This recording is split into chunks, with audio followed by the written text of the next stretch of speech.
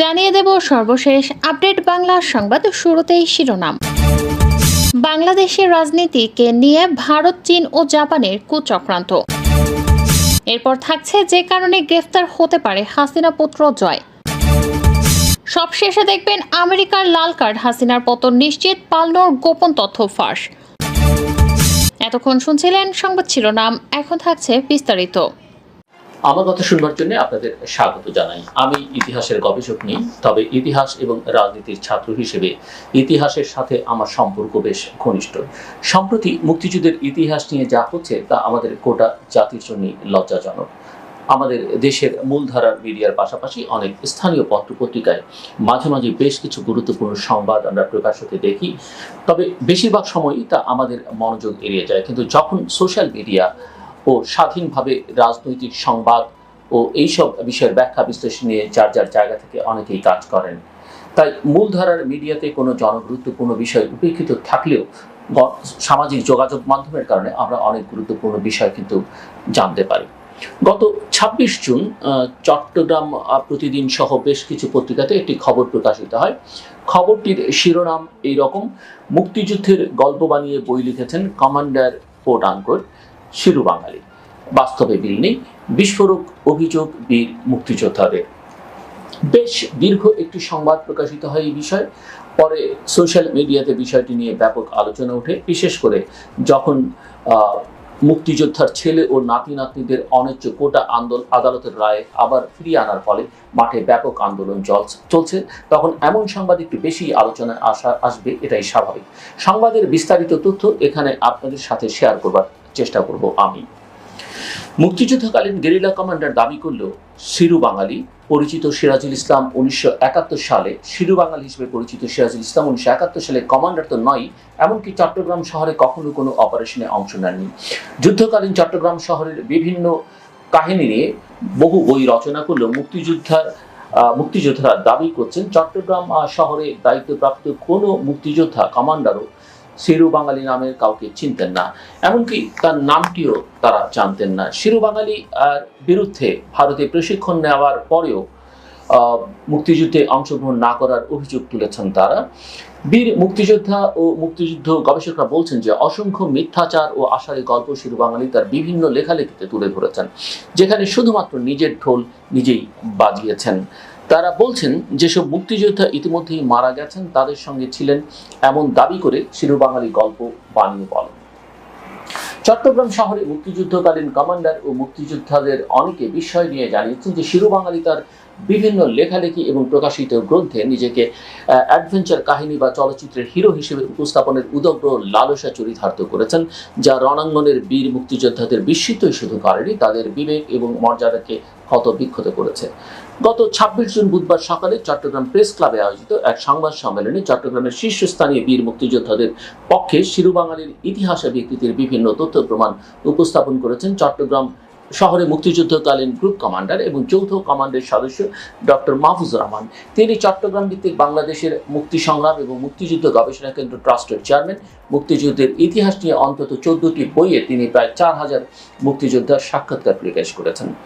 সংবাদ সম্মেলনে এদিন বীর মুক্তিযোদ্ধাদের মধ্যে যারা উপস্থিত ছিলেন তারা হচ্ছেন ফেরদৌস ইসলাম খান, AHM নাসিরউদ্দিন চৌধুরী, আজিজুল হক, AKM মতিন চৌধুরী, মোহাম্মদ শফি খান, প্রদ্যোৎ কুমার পাল, মাহবুবুর রহমান চৌধুরী, যাকে চৌধুরী মাহবুব হিসেবে ডাকা হয়, মোহাম্মদ শাহাদুল হক, মোহাম্মদ জমির, কামাল উদ্দিন, মোহাম্মদ ইদ্রিস আলী, ডাক্তার মাহফুজুর রহমান, ফজলুল হক ভুইয়া, ফাহিমউদ্দিন, মোহাম্মদ আবুল কাশেম, মুজাফর আহমেদ রাজু, MN ইসলাম, মোহাম্মদ হারিস, মোহাম্মদ সবুর দেওয়ান, মাকসুদ আহমেদ, SM নুরুল আমিন।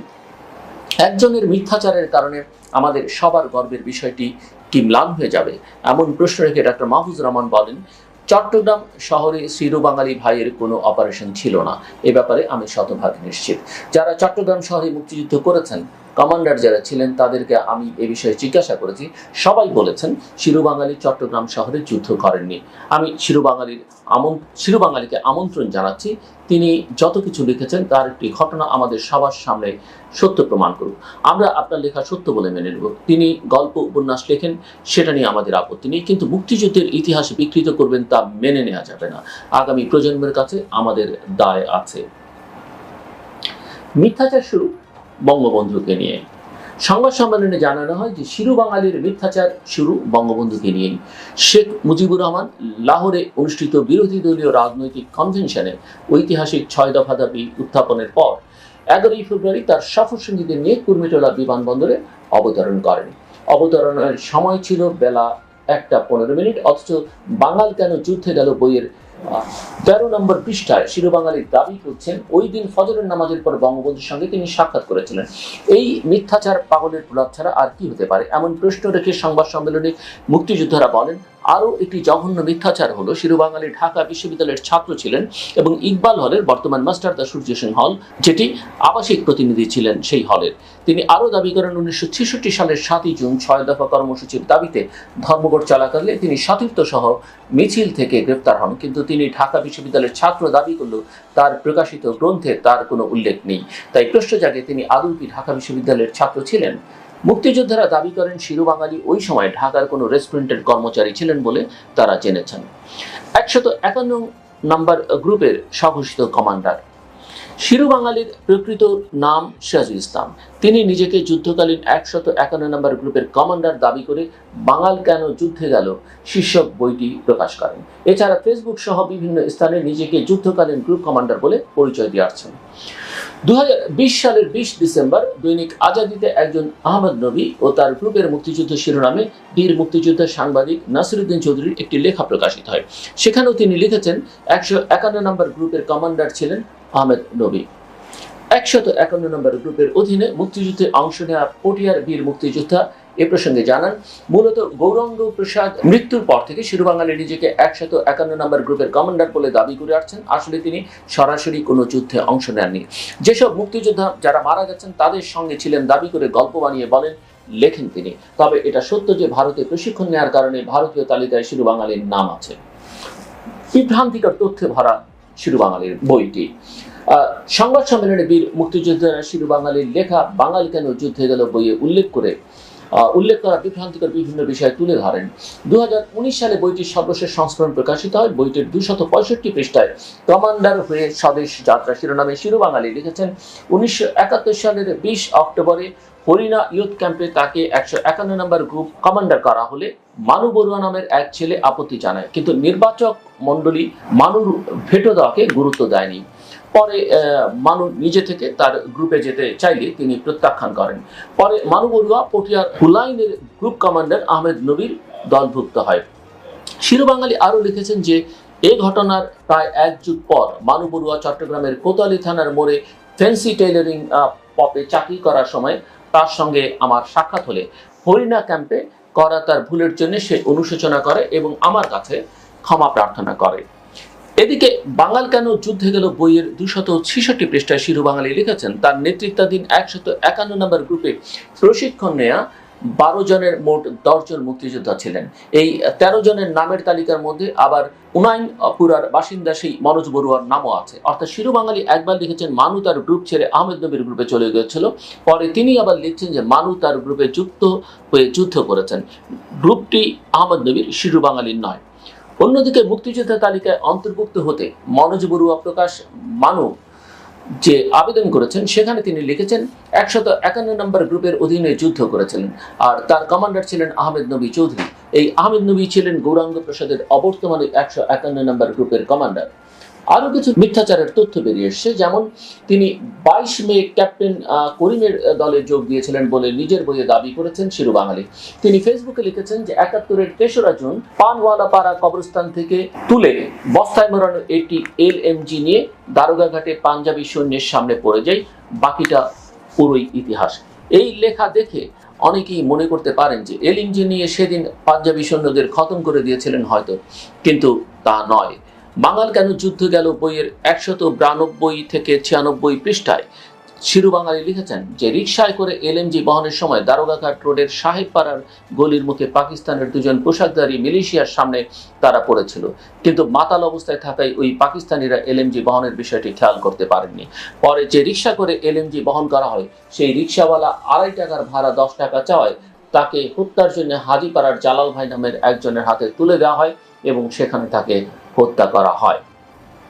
বাঙাল কেন যুদ্ধে গেল বইয়ের 200 পৃষ্ঠায় শিরু বাঙালি লিখেছেন, 8 জুন দুপুর 1:30টায় চট্টগ্রাম কোর্ট বিল্ডিং এর মালখানার সামনে একটি গ্রেনেড চার্জ করি আমি, কিন্তু দুর্ভাগ্যের বিষয় হচ্ছে সম্ভবত ডেটোনেটরের গোলমালের দরুন ওটি অক্ষত থেকে যায়। পরে অবশ্য ওই দিন সন্ধ্যায় পাকিস্তানি সৈন্যরা ওটাকে ফায়ার করে ফাটায়। 209 পৃষ্ঠায় শিরু বাঙালি লিখেছেন যে ক্যাপ্টেন করিমের নির্দেশে 13ই জুন রোববার দুপুর প্রায় 1:30টার সময় নগরের পাথরঘাটা সেন্ট প্লাসিড স্কুলের কোনায় অবস্থিত অ্যাডভোকেট ফজলুল কবির চৌধুরীর বাসায় একটি গ্রেনেড চার্জ করি। আমার ছুড়ে দেওয়া গ্রেনেডটি অভিষ্ট লক্ষ্যে পৌঁছতে পারেনি। ওই বাড়ির দেয়ালের উপর দিকে জালিদারের বেড়া রয়েছে, সেই বেড়াতে লতাবাহার ফুলের গাছ জড়ানো রয়েছে, যে কারণে গ্রেনেডটি বেড়ার সঙ্গে ধাক্কা খেয়ে লক্ষ্যভ্রষ্ট হয় এবং ফিরে ওই গ্রেনেডটি রাস্তায় এসে বিস্ফোরিত হয়। এতে এক লোক গুরুতর আহত হয়। 218 পৃষ্ঠায় শিরু বাঙালি লিখেছেন, কুমিল্লার দুজন মুক্তিযোদ্ধাকে পাঞ্জাবিদের হাতে তুলে দিয়ে চট্টগ্রাম নগরের শেরশা কলোনিতে আত্মগোপন করে থাকা জামায়াতের এক পান্ডাকে 18 জুন গুলি করে হত্যা করেছেন তিনি, অথচ নিহতের নাম পরিচয় উল্লেখ করেননি শিরু বাঙালি। শিরু বাঙালি সবসময় মুখোমুখি হতে অনাগ্রহ। শিরু বাঙালির দাবি করা চট্টগ্রাম শহরের উপরোক্ত মুক্তিযুদ্ধের ইতিহাস কোনো মুক্তিযোদ্ধার কাছ থেকে কখনো শোনেননি, এমন কথা জানিয়েছেন 14টি গ্রন্থে 4000 মুক্তিযোদ্ধার সাক্ষাৎকার প্রকাশ করা বাংলাদেশের মুক্তি সংগ্রাম এবং মুক্তিযুদ্ধ গবেষণা কেন্দ্র ট্রাস্টের চেয়ারম্যান ডক্টর মাহফুজুর রহমান। তিনি বলেন, যুদ্ধকালীন পরিস্থিতি নিয়ে শিরু বাঙালির সাক্ষাৎকার নেওয়ার চেষ্টা করেছিলাম আমি। তিনি যুদ্ধ চলাকালীন ঘটনার বিষয়ে আমাকে সাক্ষাৎকার দেননি। কারোর সাক্ষাৎকার আমি নিলে তিনি যে তথ্যগুলো দিচ্ছেন সেগুলো আমি বিভিন্নভাবে যাচাই বাছাই করি। এ কারণে অনেকেই আমার কাছে মুক্তিযুদ্ধ নিয়ে সাক্ষাৎকার দেন না। ডক্টর মাহফুজুর রহমান বলেন যে 1 মে ও 3 মে 3টি জায়গায় গ্রেনেড বিস্ফোরণের যে ঘটনা শিরু বাঙালি বলেছেন তা আমি কোনো মুক্তিযোদ্ধার কাছ থেকে শুনিনি। এই গ্রেনেডগুলো তিনি পেলেন কিভাবে, সেটা তো একটা বড় প্রশ্ন। এছাড়া গ্রেনেড বিস্ফোরণ ঘটনার জন্য প্রশিক্ষণের দরকার হয়, যার তার হাতে গ্রেনেড যাওয়া তখনকার প্রেক্ষাপটে একেবারেই সম্ভব নয়। চট্টগ্রাম দক্ষিণ জেলা মুক্তিযোদ্ধা সংসদের সাবেক কমান্ডার চৌধুরী মাহবুবুর রহমান এই প্রসঙ্গে বলেন যে শিরু বাঙালি চট্টগ্রামে কোনো আলোচিত ব্যক্তি ছিল না। আমরা পটিয়ায় তার কোনোদিন নামও শুনিনি। বইটায় লিখেছে যে সে থাকতো ঢাকায়, চট্টগ্রাম শহরে তাকে কেউ চেনে না। এখন সবাই তার বন্ধু, সাবেরও তার বন্ধু, রাজ্জাক মাহফুজও তার বন্ধু। কালুরঘাট যুদ্ধে সে 4টি গ্রেনেড পেল কোথায়? তাকে এই গ্রেনেডগুলো বিস্ফোরণ ঘটানো কে শিখিয়েছিল? সেই গ্রেনেডগুলো বিচারপতির ওখানে মারলো, এখানে মারলো বলে বেড়াচ্ছে, সবই মিথ্যে কথা। বীর মুক্তিযোদ্ধা চৌধুরী মাহবুবুর রহমানের তথ্য অনুযায়ী 71-এর 3 জুন রাতে পানওয়ালা পাড়া কবরস্থান থেকে বস্তায় মোড়ানো একটা এলএমজি তুলে নিয়ে দারোগাঘাটে পাঞ্জাবি সৈন্যের সামনে পড়ে যায় বলছে শিরু বাঙালি। এলএমজি মানে এটা তো পিস্তল না, এটা যুদ্ধের সময় বিশাল একটা কিছু। বিপক্ষ আসছে, ওদেরকে ঘায়েল করার অস্ত্র হলো এলএমজি। সে সময় মুক্তিযোদ্ধারা সাধারণত 303 রাইফেল ব্যবহার করতো, আর ত্রাস সৃষ্টি করবার জন্য ব্যবহার করতো তারা এলএমজি। সে সময় একেবারে কবরস্থান থেকে তুলে বস্তায় মোড়ানো একটা এলএমজি নিয়ে দারোগাঘাটে পাঞ্জাবি সৈন্যের সামনে যাওয়া একেবারেই একটা অবিশ্বাস্য কথা। বীর মুক্তিযোদ্ধা প্রদ্যুৎ পাল এবং এমএন ইসলাম বলছেন যে যুদ্ধের সময় আমাদের ও ক্যাপ্টেন করিমের সাথে শিরু বাঙালির দেখা হয়নি। বীর মুক্তিযোদ্ধা হারিস বলছেন, শিরু বাঙালি মোটেই যুদ্ধ করেননি, তিনি ট্রেনিং নিয়ে এসেছেন, তিনি শহরে অপারেশন করেছেন বলে প্রমাণ নেই। তবে গল্প বানিয়ে বানিয়ে বই লিখেছেন, এমনভাবে গল্পগুলো বানাচ্ছেন যে কেউ টেরই পায় না, পরে খতিয়ে দেখতে গেলে বুঝতে পারে সবাই। সংবাদ সম্মেলনে বীর মুক্তিযোদ্ধারা বলেন, শিরু বাঙালি মুক্তিযোদ্ধা, লেখক, গবেষক যে নামেই তিনি পরিচিত হন না কেন, তিনি যে মিথ্যাচার করছেন তাতে বিন্দুমাত্র সন্দেহের অবকাশ নেই। একজন মুক্তিযোদ্ধা শিরু বাঙালি তার মিথ্যাচারে তিনি লজ্জা না পেলেও আমরা লজ্জা পাই। এই লজ্জা কিভাবে ঢাকি? আমরা মনে করি শিরু বাঙালির মিথ্যাচারে নতুন প্রজন্ম বিভ্রান্ত হবে। এই দায় অবশ্যই শিরু বাঙালিকে নিতে হবে। এখানে আমরা মাত্র একটি ঘটনা প্রকাশ হতে দেখলাম, একটি ঘটনা নিয়ে আজকে আলোচনা করলাম, কিন্তু এটাই একমাত্র ঘটনা না, এমন আরও বহু ঘটনা নিশ্চয়ই আছে। এই সরকার ক্ষমতায় আসবার সাথে সাথে প্রচুর মুক্তিযোদ্ধা গবেষক তৈরি হয়েছে সরকারি সুবিধা নেওয়ার জন্যে। আজগুবি সব বই লিখে বাজার ভরে ফেলছে এক শ্রেণীর ধান্দাবাদ লোক। এতে করে সৎ এবং পরিশ্রমী গবেষকদের কাজগুলো আড়ালে চলে যাচ্ছে। আর লাখ লাখ ভুয়া মুক্তিযোদ্ধার কথা তো সরকারি লোকজনই বিভিন্ন সময় স্বীকার করছেন। সব মিলে এই অবস্থাকে বলে political use of the past, ইতিহাসের রাজনীতি ব্যবহার, আর যার সাথে সত্যের কোনো সম্পর্ক নেই। কোনো মিথ্যে দিয়ে গৌরব অর্জন করা যায় না, মর্যাদা বৃদ্ধি করা যায় না, কিন্তু মুক্তিযুদ্ধ ও মুক্তিযুদ্ধের ইতিহাসটি এই ধরনের মিথ্যা এবং ভুয়া চর্চা যেন এক বিশাল সুবিধা আদায়ের ক্ষেত্র হয়ে উঠেছে। ফলে মুক্তিযুদ্ধের চেতনার রাজনীতির দাবিদার দলটির ক্ষমতায় আসার পরে শুধু ভোটাধিকার বা গণতান্ত্রিক মূল্যবোধের যে আকাঙ্ক্ষা থেকে মুক্তিযুদ্ধ হয়েছিল তারই বিরুদ্ধে দাঁড়ায় নাই। ভুয়া এবং মিথ্যা ইতিহাসগুলো প্রমোট করা হচ্ছে। এই মিথ্যাচারী শিরু বাঙালি সালাউদ্দিন কাদের চৌধুরীর মামলারও সাক্ষী ছিলেন। ফলে এই বিচারের স্বচ্ছতা ও কতটা ন্যায় বিচার শুরু হয়েছে সেই প্রশ্ন অনেকে তুলতে শুরু করেছেন। সালাউদ্দিন কাদের চৌধুরী অপরাধী ছিলেন কি ছিলেন না সেই রায় দেবার আমি কেউ নই। তবে কথা হলো, রাজনৈতিক প্রয়োজনে বিচার আর প্রকৃত অপরাধীদের বিচারের মধ্যে পার্থক্য আছে, এবং সেই বিচারের যদি এই ধরনের সাক্ষ্য প্রমাণ থাকে যারা নিজেরাই মিথ্যাচার করেন, তাহলে সেটি নিয়ে কেউ প্রশ্ন তুলতে পারেন, যদিও সেই বিচারের অনেক যৌক্তিকতা থাকতে পারে। আমরা অপরাধীর বিচারের পক্ষে, কিন্তু বিচারকে রাজনৈতিক ফায়দা আদায়ের হাতিয়ার করা হলে তা নিয়ে দেশে বিদেশে অবশ্যই প্রশ্ন উঠবে, এবং যারা ফাঁসির কার্যকর করার মতো মামলার রায়ে এমন মিথ্যাচারীর সাক্ষ্যকে আমলে নিয়েছেন তা নিয়েও অনেকেই ভবিষ্যতে হয়তো প্রশ্ন তুলবেন। মুক্তিযোদ্ধাদের সম্মান প্রশ্নাতীত, তারা অবশ্যই জাতির শ্রেষ্ঠ সন্তান, কিন্তু কেউ এই শ্রেষ্ঠত্ব এবং গৌরবে মিথ্যার কলঙ্ক জুড়ে দেওয়ার চেষ্টা করলে তা আমাদের সম্মিলিতভাবেই প্রতিহত করতে হবে। সত্যই ন্যায়, সত্য ছাড়া আর কোনো কিছুতে প্রকৃত গৌরব নেই। এতক্ষণ আমার কথা শুনবার জন্য আপনাদের অনেক অনেক ধন্যবাদ। আপনাদের সবার জন্য শুভকামনা।